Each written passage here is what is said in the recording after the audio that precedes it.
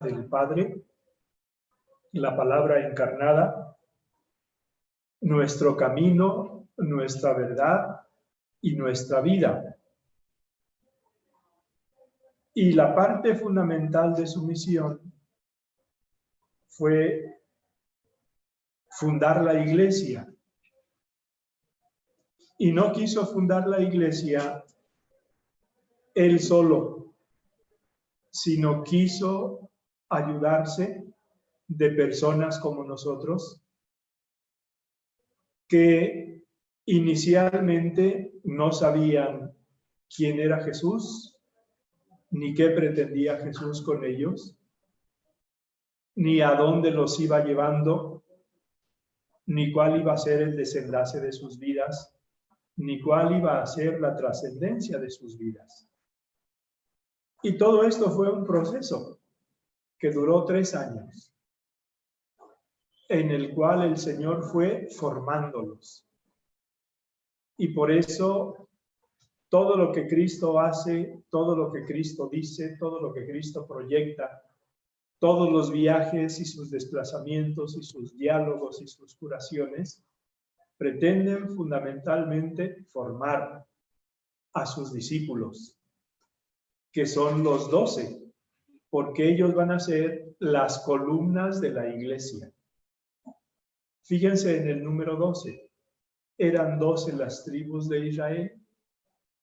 Son 12 los apóstoles de la nueva Iglesia, o de la Iglesia fundada por el Señor. Por eso vamos a seguir viendo ahora, ya en el Nuevo Testamento, diversos aspectos que nos presentan esta faceta de Cristo formador. Como les dije, me estoy basando en un libro que escribí yo hace algunos lustros, que se va a publicar en una edición electrónica y de papel. Esta es la edición publicada. Esta es la edición que en este momento está también disponible en Amazon, libro electrónico, pero esta es la edición que va a desaparecer, porque con el mismo contenido la portada va a ser distinta y va a ser lo que diferencie el libro, digamos así, auténtico del libro pirata. Entonces, aunque el contenido en los dos casos es correcto, el libro pirata salió por su cuenta y no debió salir. Pero son cosas que ocurren y que hay que ir afrontando serena e inteligentemente. Dicho esto, del libro tomo yo algunas partes. Hay bastante más material en el libro que se podría también utilizar. Tomo algunas partes porque pues el tiempo de que disponemos es limitado y hay que ir midiendo bien lo que se va diciendo para que al final del curso terminemos el contenido del libro. Lo primero que tenemos que decir de Cristo formador en el Nuevo Testamento es que vive la vida de todos. La encarnación el Señor la toma en serio. No quiso redimirnos a control remoto. Pudo haberlo hecho. No quiso vivir una vida como un rey o como un príncipe en la tierra. Más bien quiso vivir toda nuestra experiencia humana. Y esa experiencia humana pasaba en la época en la que él empezó su vida pública por presentarse en fila como un pecador más ante Juan Bautista para ser bautizado. No quiso privilegios. Más aún, Juan Bautista, cuando lo vio, iluminado por el Espíritu Santo, supo de quién se trataba. Y por eso le dice, soy yo el que debe ser bautizado por ti, y tú vienes a mí. Y Jesús le dice, conviene que cumplamos toda justicia. Tú bautízame, que es lo que corresponde ahora. ¿Qué quiero decir con esto? Que un buen formador vive la vida de los formados. Porque convence mucho más un testimonio que 1000 palabras y que 300,000 páginas. Y precisamente por eso el Señor, no solo en este momento, que es un momento, dijéramos, inicial y solemne, que no es todos los días cuando eran ellos bautizados, pero en este momento inicial y solemne quiso ser uno más en la fila de los pecadores.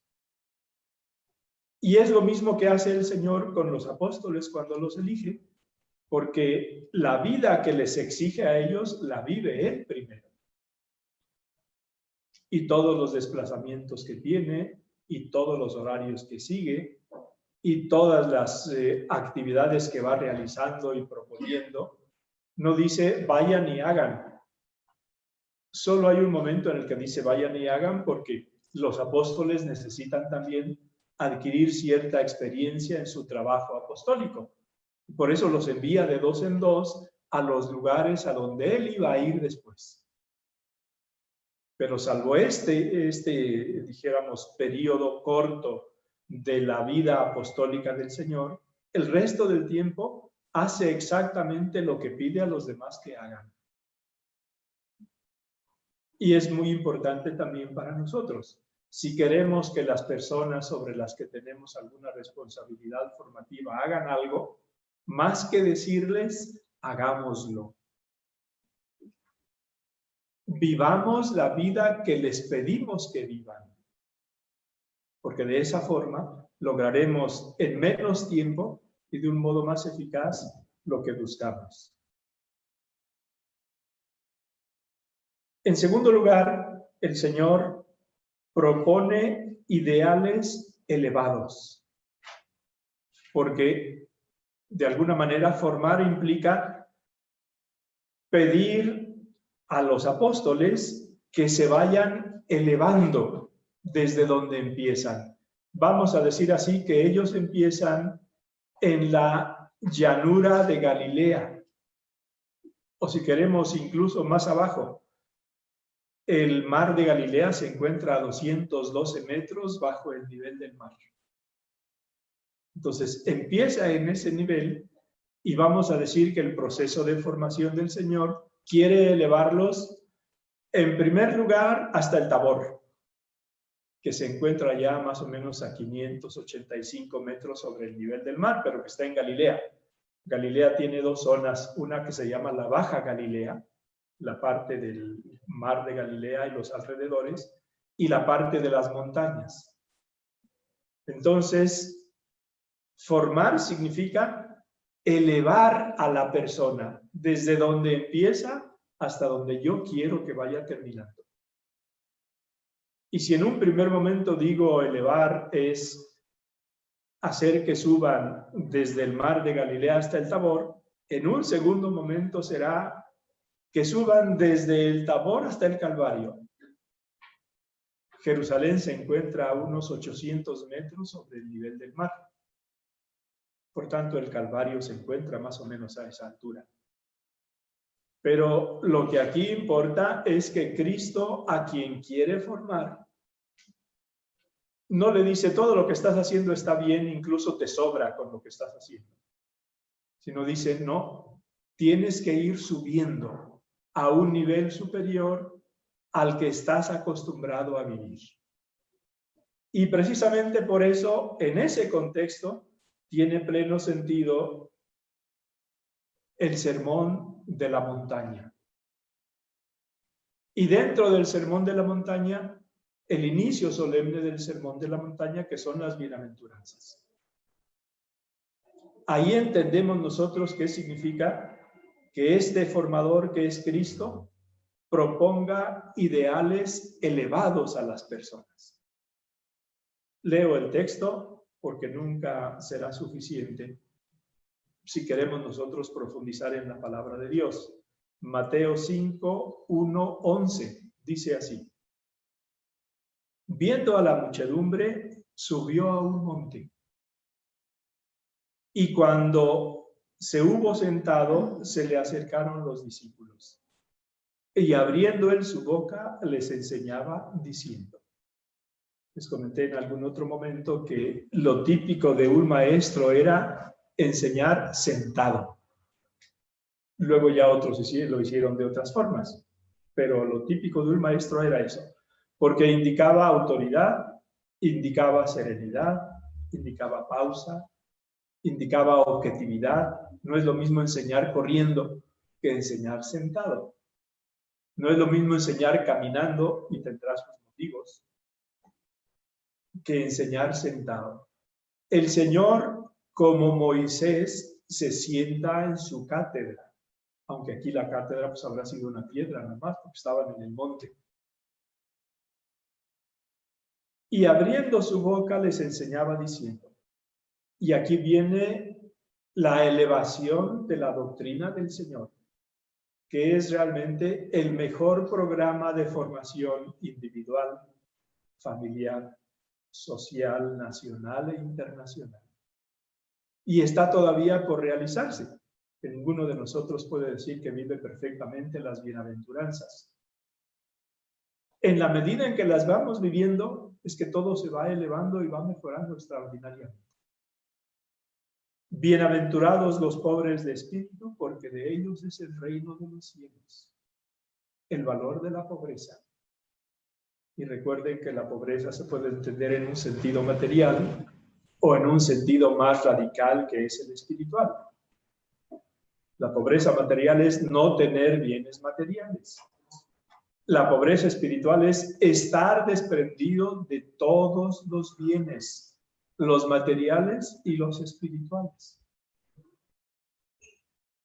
Otro de los textos, el de San Lucas, dice, bienaventurados los pobres a secas. Pero San Mateo dice los pobres de espíritu. Por tanto, hay que entender que el Señor quiso decir ambas cosas. La pobreza para que sea real y tenga su valor en la vivencia, pero también la pobreza espiritual, porque si uno tiene bienes materiales no significa que deseche todos los bienes materiales y se desprenda de ellos, sino que no viva con su corazón apegado y esclavizado a ellos.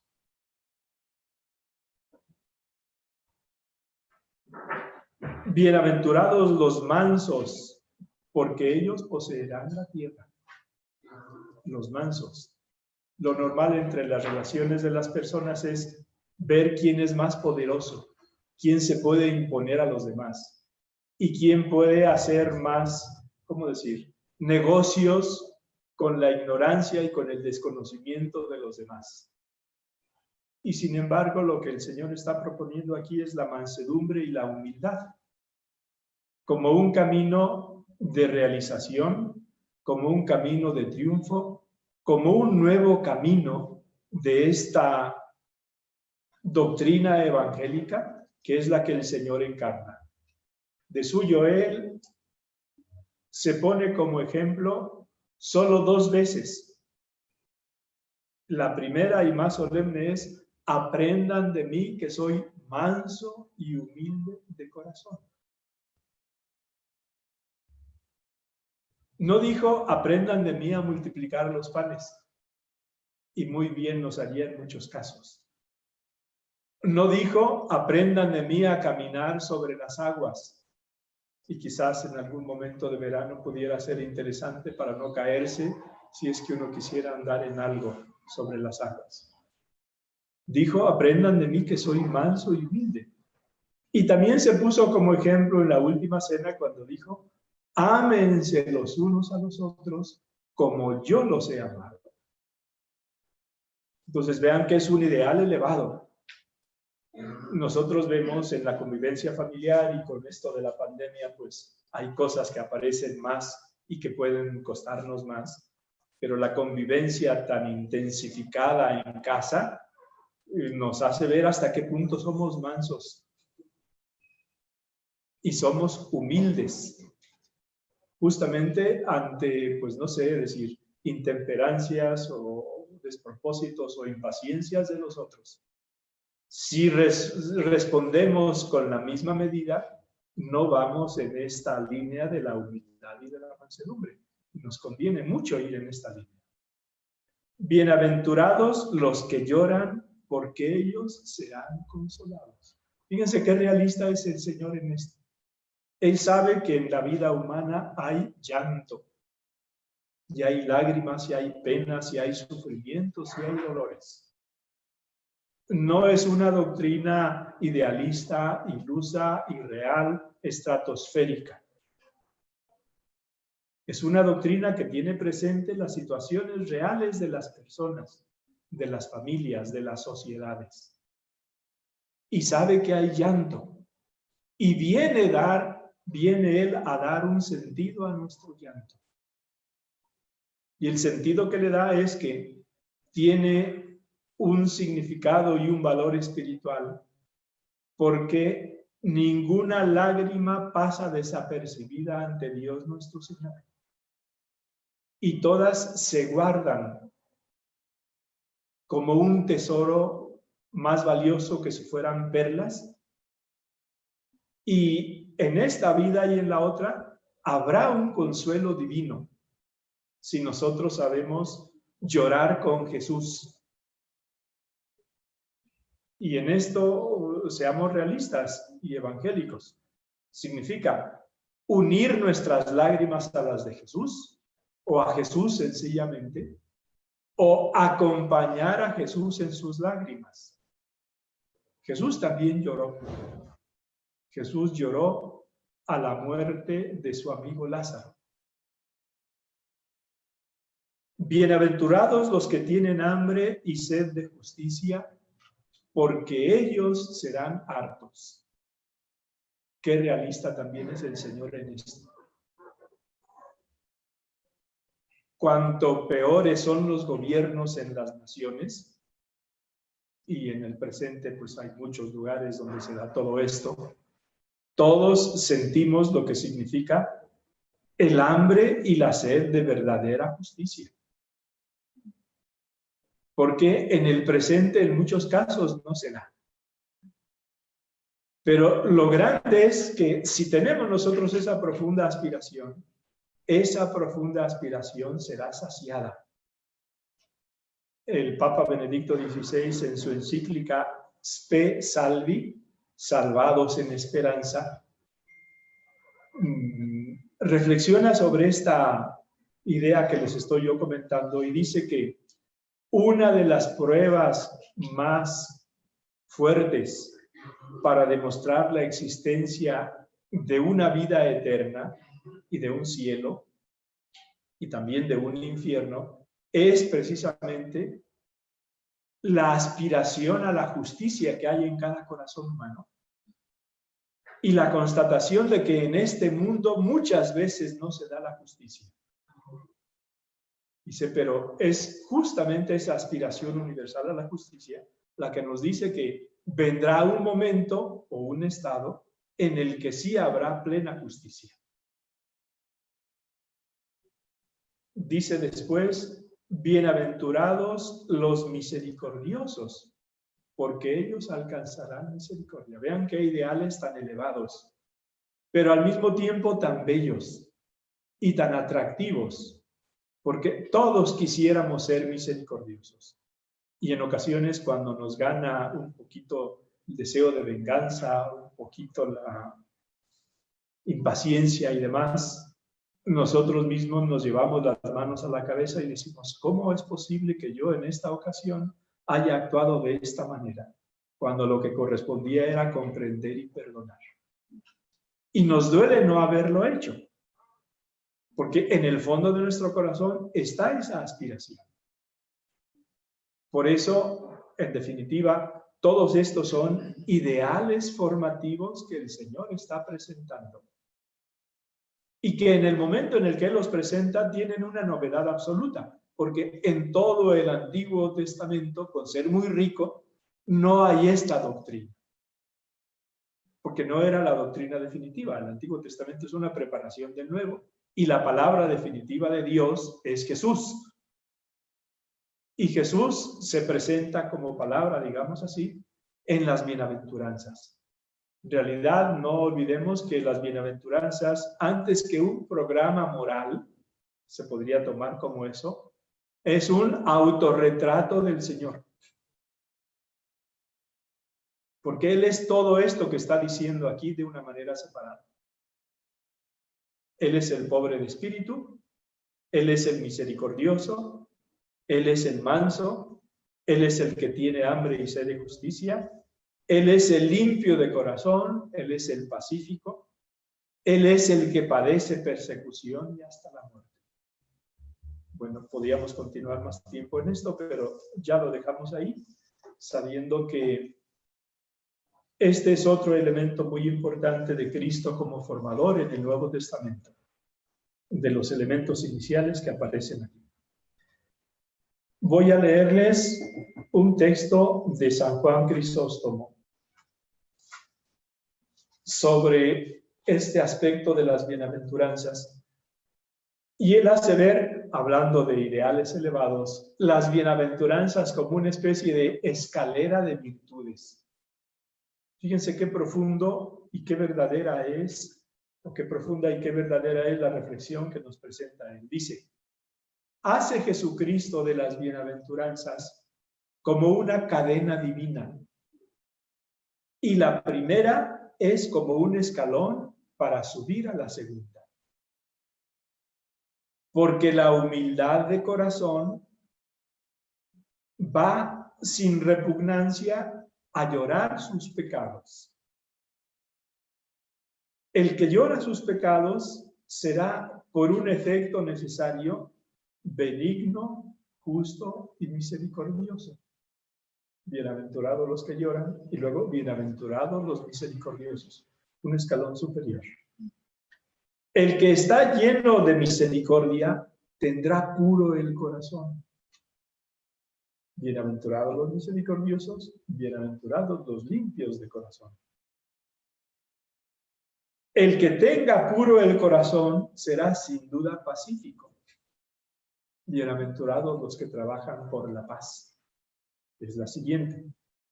Y el que posea estas virtudes, las anteriores, no temerá los peligros, ni se turbará con cuantas calamidades y persecuciones le lleguen en la vida. Es un santo padre, San Juan Crisóstomo, que reflexiona así sobre el tema de las bienaventuranzas. Otro elemento importante de esta figura de Cristo formador en el Nuevo Testamento es que Él valora y saca el máximo de los hombres que Dios le confía.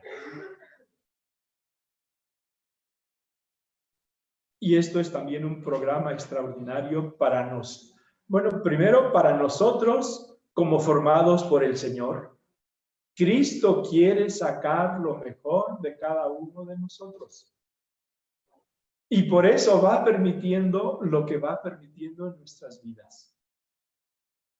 Sobre todo esos momentos de dificultad, que pueden ser pruebas, que pueden ser contrariedades, que pueden ser dolores, que pueden ser enfermedades. No es por hacernos sufrir, es por sacar de nosotros lo mejor. Voy a referirme a un pasaje que parece que no tiene nada que ver, pero tiene mucho que ver. El pasaje de la mujer cananea. Cananea, de alguna manera, es una habitante de Canaán, y Canaán es el primer nombre bíblico de la Tierra Santa, y quedó más o menos reducido en lo geográfico al norte de la actual Palestina o Tierra Santa, que es el Líbano. De suyo se dice de esta mujer que era sirofenicia. Ciro de Siria y Fenicia, los fenicios estaban en el actual Líbano. Bueno, pues esta mujer, teniendo una hija enferma y sabiendo que el Señor pasaba por ahí, fue una única vez la que salió de Tierra Santa en esa ocasión, le empieza a gritar que la ayude porque tiene una hija enferma. El Señor no le hace caso, o parece que no le hace caso, y los apóstoles dicen, por favor, despídela, pues nos está molestando. Y el Señor primero con el silencio, vamos a decir así, primer golpe divino. Y el silencio de Dios es muy costoso en ocasiones, y lo sabemos. Segundo, como una especie de discriminación racial. No es bueno tomar el pan de los hijos y darlo a los cachorrillos. No, o antes, la discriminación racial está más bien en que no es judía. Dice el Señor, no he sido enviado sino solo a las ovejas perecidas en la casa de Israel. Tercera discriminación más dolorosa, la baja de su dignidad de mujer y la pone a nivel de los perritos.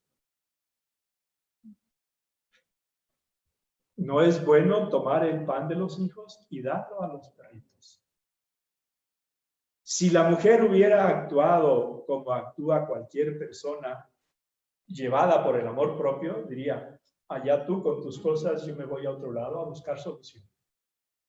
Y no, dijo ella, es verdad, Señor, pero también los perritos comen de las migajas que caen de la mesa de los amos.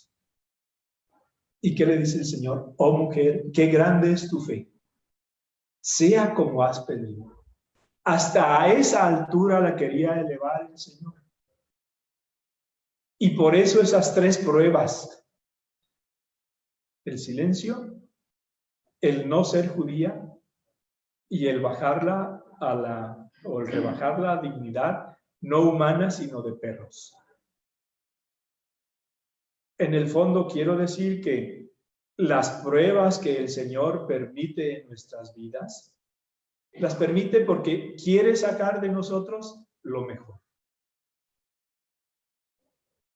Y lo mejor de nosotros será siempre nuestra fe en Él, nuestra confianza en Él y nuestro amor a Él. Eso es lo que más nos identifica con Dios nuestro Señor. Y aunque inicialmente no lo citamos así, el camino es ese.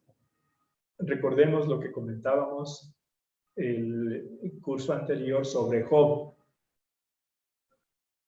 sobre cómo Dios nuestro Señor permitió al demonio tentarlo y hacer que perdiera sus bienes materiales, sus hijos, su salud física, y que en determinados momentos fuera tal la prueba que dijera él, y llegó a decirlo así porque así lo sentía, dice, maldito el día en que nací. Maldito el día en que dijeron a mi padre, te ha nacido un hijo. ¿Por qué no morí más bien en el seno de mi madre como un aborto? Fíjense lo que se puede llegar a decir en momentos de prueba. Pero lo interesante es que después de todas esas pruebas y las reflexiones que va haciendo a la luz de la fe, llega a decir, si hemos recibido de Dios los bienes, ¿por qué no vamos también a recibir los males? Y más todavía, al final del libro de Job dice, ahora es cuando te empiezo a conocer. Antes solo te conocía de oídas. Y es esa misma experiencia la que está reflejada en 2 de los versículos del salmo más largo de la Sagrada Escritura, que es el Salmo 118, que dice, el primero de los versículos por allá, por el versículo 70 y tantos, antes de sufrir, qué equivocado estaba. Y añade 2 o 3 versículos después, me ha hecho bien sufrir, porque así he aprendido tus mandamientos. Estos son los ideales elevados que Cristo nuestro Señor propone, y también a través de las pruebas y de la educación quiere el Señor valorar y sacar el máximo de los hombres que Dios le confía. Fíjense ustedes, vamos a poner un poquito la atención en dos de los apóstoles, en Pedro y en Juan. Antes de la llamada de Dios eran pescadores. Sí, tenían su barca, algunos bienes seguramente tenían. Juan tenía algo más porque dice el texto que Santiago y él, que eran hermanos, dejan las redes a los trabajadores y a su padre y se van con Jesús. Por tanto, tenían algo más de bienes ellos. Pero en un primer momento, pues eran solo eso, pescadores del mar de Galilea. Y de dos pescadores del mar de Galilea, el Señor saca en primer lugar a su primer sucesor en la tierra, al primer papa. De pescador de hombres, de pescador de peces, a pescador de hombres, y a una vez, cuando te hayas tú convertido, confirma a tus hermanos en la fe. Esa es la misión que le encomienda el Señor a Pedro como sucesor suyo. Y todo eso lo logró el Señor a través de las experiencias y de los momentos de formación que tuvo o con la multitud o con los apóstoles o con el mismo Pedro. Y de Juan sacó al discípulo amado y al autor del cuarto evangelio y al autor del Apocalipsis. Ninguno de los dos hubiera esperado el día de su llamada que el Señor los llamara a tanto, pero el Señor supo sacar de cada uno de ellos lo mejor. Pregunta: ¿somos conscientes de que Dios está a lo largo de nuestra vida intentando sacar lo mejor de nosotros mismos? Segunda pregunta: ¿estamos nosotros intentando sacar lo mejor de las personas que el Señor confía a nuestro cuidado? Tienen muchas más posibilidades que las que han presentado hasta ahora. Y hay que tenerlo así, presente de esta manera. Otro elemento importante donde nosotros vemos esta figura de Cristo formador en el Nuevo Testamento es la parábola del sembrador, donde nosotros vemos que Cristo nuestro Señor se esfuerza por hacer entender a un pueblo de campesinos y de agricultores lo que es el trabajo divino en cada alma humana y el realismo con que el Señor presenta esto. No es necesario presentarla o leer, la parábola porque la conocemos, pero lo que es necesario es captar, primero, que el Señor conoce la diferencia de terrenos en los que cae la semilla.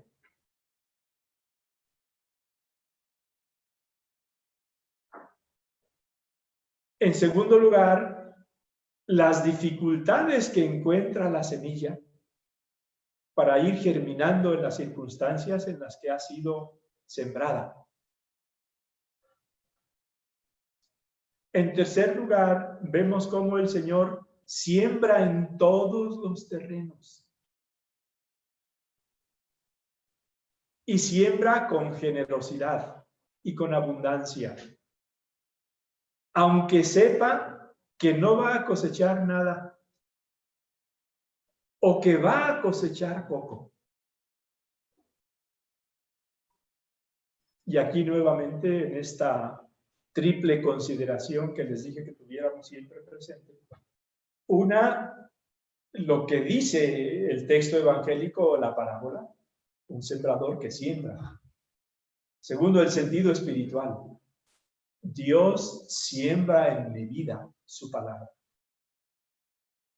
Aunque sepa que en ocasiones no va a cosechar nada o va a cosechar poco. Y en tercer lugar, la consideración apostólica. Nosotros somos esos sembradores. Y no podemos nosotros no imitar al Señor o decir, preveo que no voy a cosechar nada aquí, pues ¿para qué sembrar? Nunca sabemos nosotros cuál va a ser el resultado final de una semilla que nosotros sembramos en un corazón. Lo interesante es sembrar con generosidad. Lo interesante es sembrar con pureza de intención, con desprendimiento, constantemente, para que Dios nuestro Señor vaya dejando en nuestras vidas y en las vidas de las personas sobre las que nosotros estamos esparciendo la semilla de la palabra del Señor, vaya sacando los frutos que Él quiera. Los frutos son de Él. A nosotros nos corresponde sembrar. Él es el que da el crecimiento. Y nos tiene que dar esto, pues, mucha paz, porque estamos sembrando la palabra de Dios. Mucha paciencia, porque no podemos exigir el lunes resultados de lo sembrado el domingo por la noche. Y en ocasiones lo quisiéramos así. Nos tiene que dar también mucha perseverancia. Dios siempre está sembrando su palabra. Nuestra vida es corta, no tenemos la eternidad de Dios, pero sí nos corresponde siempre estar sembrando la palabra de Dios. No en el sentido de ser conscientes de estar diciendo algo positivo sobre Dios, predicando, sino sí en el sentido de estar realizando nuestra vocación, en su caso de madres, de esposas, de hermanas, de hijas, de compañeras, está realizándolo de una manera serena, de una manera consciente, de una manera positiva, de una manera abierta, de una manera responsable, porque todo esto Dios nuestro Señor al final lo va a premiar. Está el sembrador, pero también dentro del realismo de este Cristo formador en el Nuevo Testamento hay otra parábola que es la del trigo y la cizaña. Lo pueden encontrar. El sembrador en Mateo 13, 3, 9. El trigo y la cizaña la pueden encontrar en Mateo 13, 24, 30.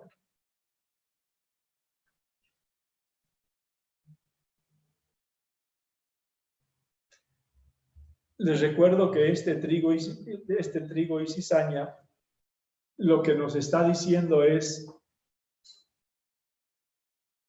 en la vida humana hay mezcla de buena semilla y de mala semilla.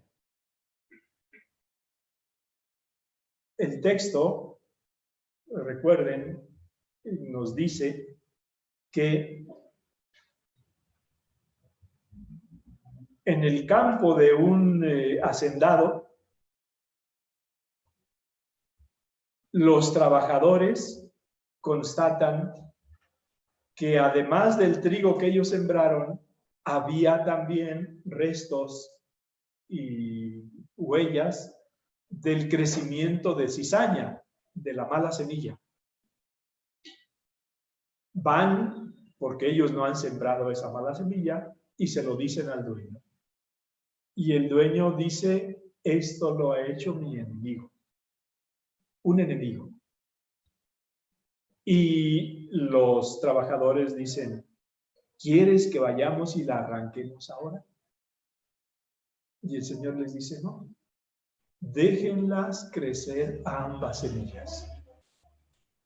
Y al final tomaremos el trigo para llevarlo a los graneros y la cizaña la quemaremos en el fuego. Pero todo esto tiene un significado espiritual. Y el significado espiritual es que en cada corazón, en cada familia, en cada sociedad, en cada nación, en cada época histórica, hay buena semilla y al lado mala semilla. Que la buena semilla es fruto de la siembra de Dios nuestro Señor en nuestros corazones. Y la mala semilla es fruto de la siembra del enemigo del Señor, que es el demonio. En segundo lugar, la paciencia de Dios con la mala semilla.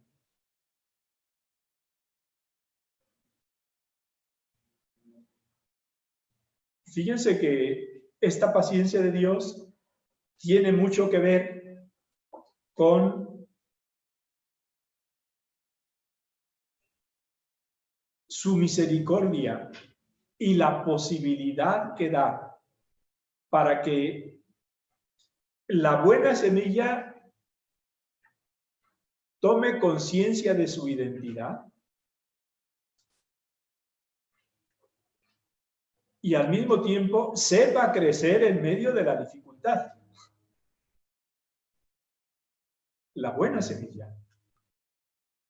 Y la mala semilla, en un sentido espiritual, tenga posibilidad de convertirse en buena semilla. Esto en lo físico no se da, pero en lo espiritual sí se puede dar. Que una persona que está viviendo de una manera desordenada, conscientemente y persistentemente, al contacto con buena semilla, reflexione y cambie. Y es una manifestación del amor que Dios nuestro Señor nos tiene. Pero en el fondo lo que quiere el Señor también es abrirnos los ojos para no pensar que todo es blanco o que todo es negro. Realismo evangélico, realismo antropológico y realismo evangélico. Y es justamente por esto por lo que incluso en el colegio apostólico, aun elegido por él, surgió Judas. Él no sembró en el corazón de Judas mala semilla. Pero el corazón de Judas era un campo abierto a la siembra de Dios y a la siembra del otro. Y tuvo más peso en momentos importantes la siembra del otro que la de Dios.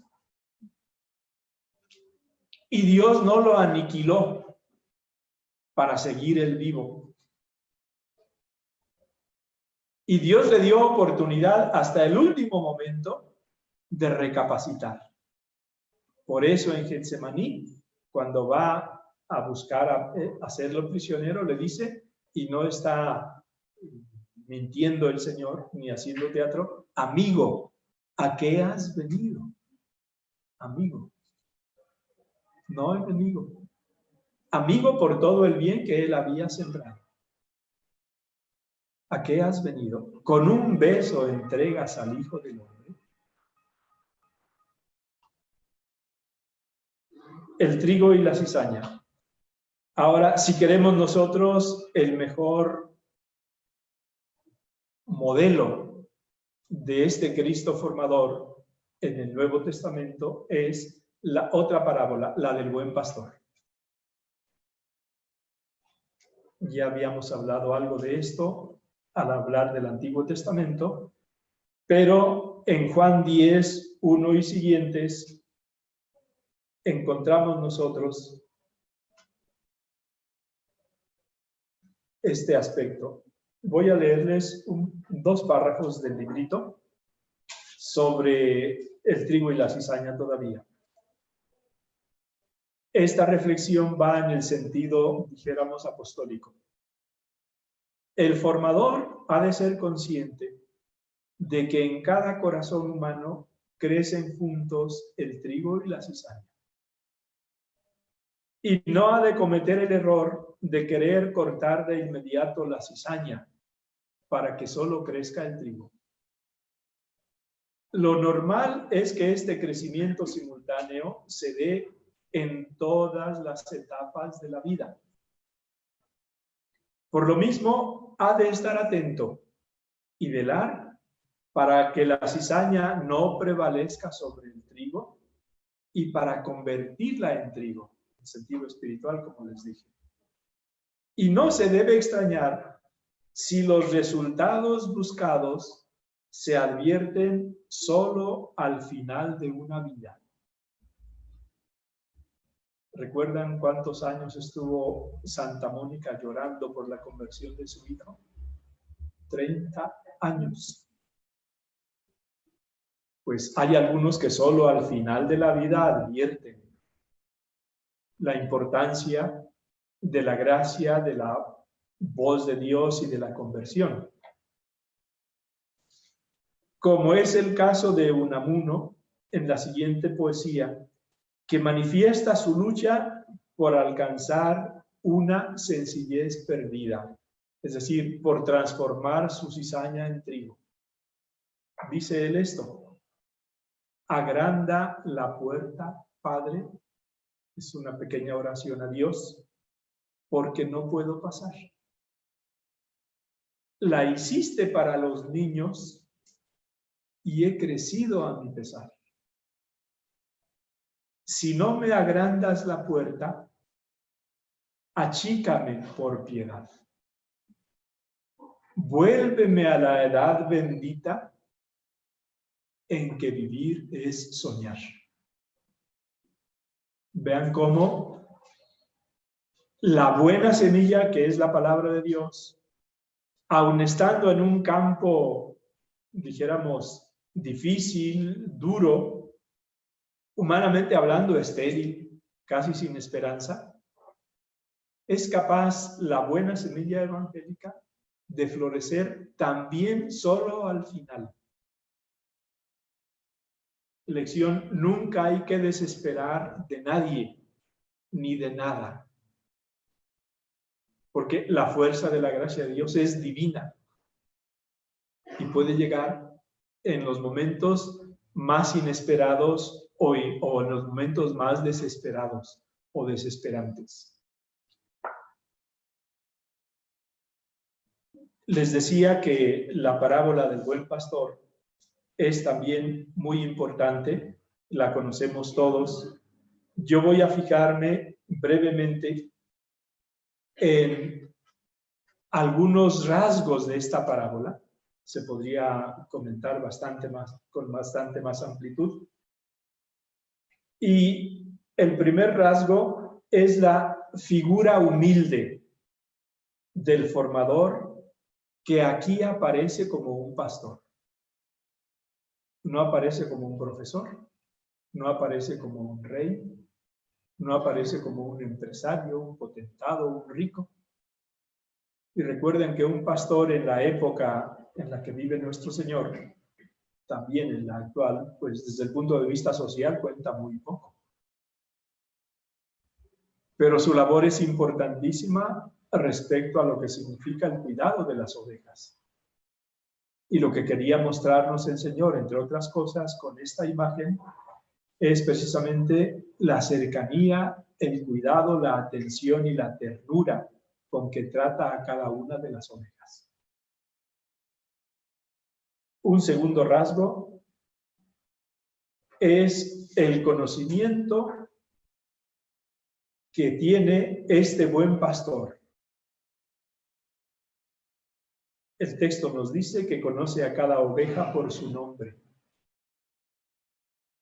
Es decir, interpretando el texto espiritualmente, nos revela que Cristo conoce de cada persona su temperamento, sus gustos, sus cualidades, sus limitaciones y los momentos por los que pasa cada uno de los apóstoles y cada una de las almas.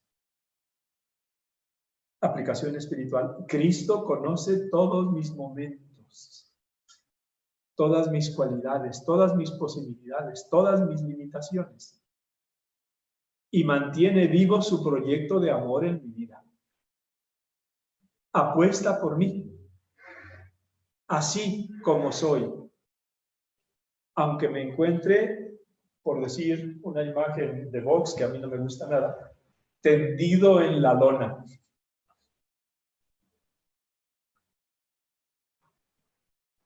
Y aplicación apostólica. Conozco yo de esta forma a cada una de las personas que el Señor pone a mi cuidado. Conozco su temperamento, conozco sus gustos, conozco sus cualidades, sus posibilidades, sus limitaciones, los momentos por los que va pasando esta alma, esta persona. Porque si no los conozco, tengo el grave riesgo de equivocar el siguiente paso o los siguientes pasos. Y por eso es mucho mejor analizar en silencio estos elementos de cada una de las personas con las que estoy yo interactuando, que actuar de un modo imprudente. Porque si analizo en silencio, voy conociendo los datos que me interesan para caminar de un modo adecuado. Si en cambio solo voy actuando, vamos a decir así, con buen corazón pero sin suficiente reflexión, el fruto que voy a buscar no lo voy a encontrar. Y no es porque Dios no me lo quiera dar, sino porque yo no estoy siguiendo el modelo de Cristo, buen pastor, que para eso vino, porque yo viera lo que Él ha hecho e imitara lo que Él hizo.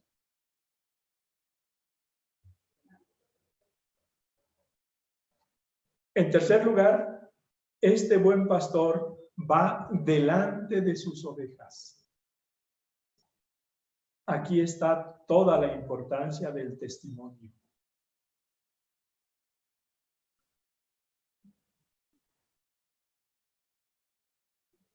No me entretengo más, pero cada uno de nosotros sabe que un buen ejemplo convence más que 1000 discursos y que 1000 palabras. E ir delante de ellos significa, pues, en definitiva, un testimonio de fidelidad, de cercanía, de comprensión, de apertura, de paciencia, de escucha. Ir delante de ellos. Ir delante de ellos significa que me pueden seguir. Recuerden lo que Cristo dice. Hay una coherencia total en que Cristo dice, si alguno quiere venir en pos de mí, niéguese a sí mismo, tome su cruz y sígame. No dice, si alguno quiere llegar al cielo, ahí hay cruces, elijan y vayan. No. Dice, si alguno quiere venir en pos de mí, que llevo mi cruz, tome su cruz y sígame. Y un último rasgo es que el buen pastor da su vida por las ovejas. Y dar su vida es dar su tiempo, dar su formación, dar su experiencia, dar su descanso.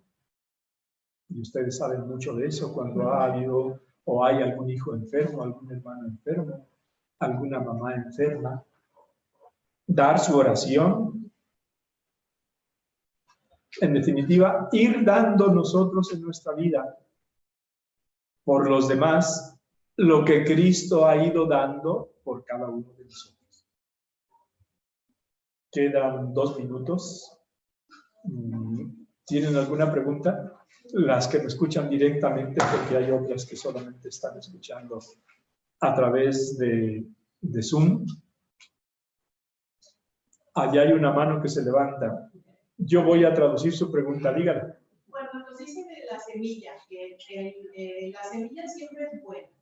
La que Dios siembra. La que Dios Sí. siempre fuera. Y que depende entonces de la actitud o de la apertura. Y puede ser que aunque haya estado en malas influencias, puede pues cambiar para bien, puede dar fruto. Bueno, mire, la libertad humana, es decir, la parábola se basa en una realidad, ¿cómo decir?, agrícola. ¿Sí? Buena semilla y mala semilla. El significado espiritual es la influencia de la gracia de Dios, buena semilla, y la influencia del demonio, mala semilla. ¿Influencia sobre quién? Sobre la persona y su libertad. De modo que lo bueno puede hacerse malo y lo malo puede hacerse bueno. ¿Por qué? Por la libertad. Y está, por tanto, en el uso responsable de la libertad, el ir fomentando todo aquello que mejore la buena semilla que Dios nuestro Señor sembró y que vaya dejando de lado toda mala influencia que el otro quiere meter en nuestro campo. ¿Sí? ¿Otra mano? Sí, en relación a lo que están comentando. Sí. Entonces, ¿la semilla es en sí el ser o es...? Es la gracia. Ok, pero no es nuestra esencia, o sea, no estamos hablando de esencia. Bueno, si quiere, somos buena semilla del Señor, cada uno de nosotros. Pero esta es nuestra vida, que es la base sobre la que viene todo lo demás. Pero en esta base hay, en el nivel de nuestro ser, es en el nivel espiritual de nuestro ser, una inteligencia para captar la verdad y una voluntad libre para adherirnos al bien. Ok, entonces ¿Sí? en esta parábola es esa cuestión la que se está... Es esa cuestión, fundamentalmente, es ¿qué dejamos que tenga más peso en nuestra vida? Y eso depende de nuestra libertad. El bien que Dios siembra o el mal que siembra el enemigo. Gracias. Lo dejamos aquí. Te damos gracias, Señor, por todos tus beneficios, a ti que vives y reinas por los siglos de los siglos. Amén. Cristo, Rey nuestro. Venga tu reino. Virgen prudentísima, María, Madre de la Iglesia. Ruega por nosotros. Buen día. Gracias, Padre. Nos vemos dentro de una semana, Dios mediante. Y aquí, por los técnicos, nos despedimos. O las técnicas, perdón.